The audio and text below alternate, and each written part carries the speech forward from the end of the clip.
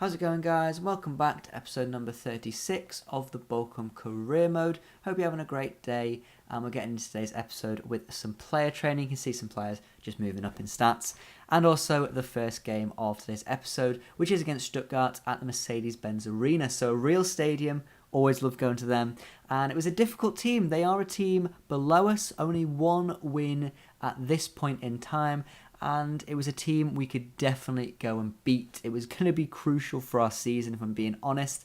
And with the form we had, we were playing relatively okay, putting in some decent performances, much better than recently. And obviously that win against Dortmund and also some previous, draws. And we were just looking a little bit better going into this game. Sadly, it was just a bit of a whitewash, really, really poor. Stuttgart just dominated in possession, and there was nothing to speak of in the first half. Going into the second half, though, we did actually get a proper chance. It wasn't much. It was a shot outside the box, and Prommel sort of missed it. So yeah, that was our chance in this game, and Stuttgart actually went down the other end. Mistake from our keeper, and they score. Yeah, that's it. That is the only other chance of this game. Spoiler, this was a really, really awful game. Poor mistake by Kraft. He rolls it out too fast. Jansch can't get there, and it was just it was a disappointing goal to concede, because that was the only chance Stuttgart had in the game, and it was the only real chance anybody had in the game, and that was how the game ended. It was a really, really boring 1-0. It was not worth the travel for our away fans, and you can see there, much better second half possession, considering it was in the low 30s. We actually pulled it back to be more or less 50-50, but other than that, pretty poor performance. Attacking wise, nothing going forwards, and defensively we just weren't good enough. So I was definitely looking to make some changes in the next game, as it was in the Cup, and I can afford to do that. I wasn't going to go and play my full strength side, and especially since it was against Heidenheim, I wasn't looking to play all of the big boys. It was more a rotation team. Also because I think it was a couple of days after that Stuttgart game, we had to play some more fringe players, I think, and just giving some players some chances. So some players were seeing a return to the first team lineup. Robert Tescher makes the return, as he is the captain for today's game. Ajaria did actually get a start in this game, as I wanted to give him some more form going into more important games. He is going to be quite crucial to our season, and if I'm being honest, we actually started the game off pretty well. Hansen doing some nice work there, winning the ball back. Sadly, his finishing leaves something to be desired. Robert Tescher picks the ball up in his own half, makes a nice run forward, plays in Theo Baer there, who was making a rare start up top. Could have got the foul, and sadly Hansen took the shot, and it just meant that advantage wasn't played, and we couldn't get the foul pulled back, which I'm not sure if the foul would be pulled back there, because I thought the advantage meant that we would have the foul brought back if the shot was just missed, but I'm not sure 100% on that rule. I'd imagine it's probably the foul, the advantage was lost as soon as he took the shot. But we had a couple of chances in the first half, and if I'm being honest, there was sort of nothing really there. There were some good opportunities. There just weren't many great shots. I think our shooting was pretty poor throughout this whole game, if I'm being 100% honest. And you can see here, we get a little bit lucky here from the throw-in from that Robert Tescher shot, as Eisfeld gets brought down in the box. It's pretty poor concentration from the Heidenheim defender, and it meant that we did go ahead and get a nice penalty to take just before half-time. Ajaria steps up to take it, so he was the man that does go ahead and take the penalty. And we go for the top corner there, and he does go ahead and score. Nice goal for Ajaria. I believe it is his first goal for the club. I might be wrong there. I could be very wrong. But Ajaria goes ahead and picks up a nice goal there, and hopefully that'll give him a bit of confidence. I'm not 100% sure where he's best to be played, whether it is more of a sit back and defend role or it's more of an attacking role. I'm not 100% sure. We do have more attacking players in those sorts of positions, so I'm more tempted to play him in a more defensive role. We'll see how he does. He was obviously starting in DM in this game, so see how he plays in this for the rest of the season, and sort of judge it on that, really. You can see there, sadly, we do actually go ahead and concede just before the end of the game, so it was not going to be a 1-0 nice, easy win. We would go ahead and concede. Just poor. really poor. Nothing the keeper could really do there on his one-on-one. I'm not going to go out and say that Thomas Kraft would do better, but it just wasn't. It wasn't great from the defence. Nothing the keeper could do. And luckily for us, we would get a chance straight from kickoff from the extra time. Matt Schaefer takes the shot, and yeah, just awful. That was sort of our whole attacking play, really poor shots from everything. Lacroix did come on late on in this sort of second half of extra time, and he did give a little bit more, much better movement, and just his shooting was something to be. It wasn't great, let's be honest. That last shot was, to be fair to him, on his weaker foot, and he would go ahead and play in Schaefer, who does go ahead and put the ball in the back of the net. I was getting a little bit worried. It was the 117th minute. We had left it very late, but Schaefer does go ahead and score and mean that we would hopefully claim all of the, I was going to say all the 3 points there, but all of the win points. We'd go through to the next round. I don't know what I'm saying there, but we go ahead and pick up the hopeful winning goal, and that's it, isn't it? We obviously just go ahead and win this. Nice, comfortable 2-1. Well, actually, it would actually be a nice, comfortable 3-1, as David Lacroix would go ahead and seal off his pretty much man-of-the-match display, bringing us back into the game, getting an assist and making sure Schaefer scores, and he would go ahead and pick himself up. A nice goal, actually. Nice movement from him as Bear puts the ball into his path, and Lacroix, well, if he'd missed that, he would not be in the team for the rest of the season, I'm afraid. So, good job he scored us.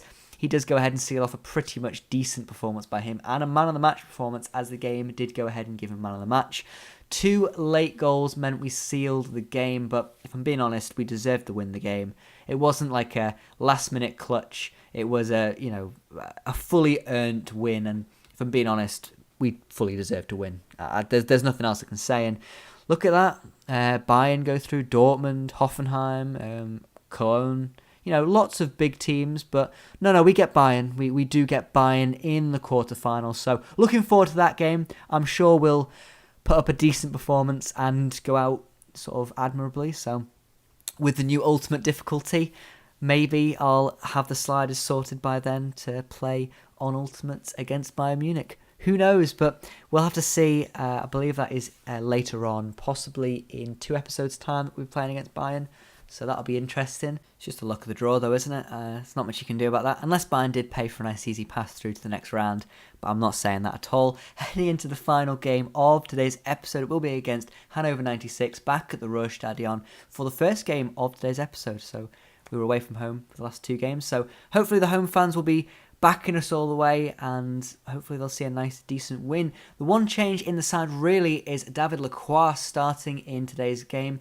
He had a fantastic game against Heidenheim and earned himself at least a good start in today's game. So I said today's game a lot there, didn't I? But heading into this game, I was sort of hoping to get something. Hanover were a team that came up with us last season, and we were expecting to maybe nab a couple of points, a few points here, especially at home. We'd want something. We were down to 10 men in this breakaway, sadly, as Prommel picked up a little injury. Not sure if there was a little stamp there or some afters after that tackle, but Prommel did stay down and did have to eventually get taken off in this game. So sadly for us, we would be without Prommel, and you'll find out he actually has a 2-month injury.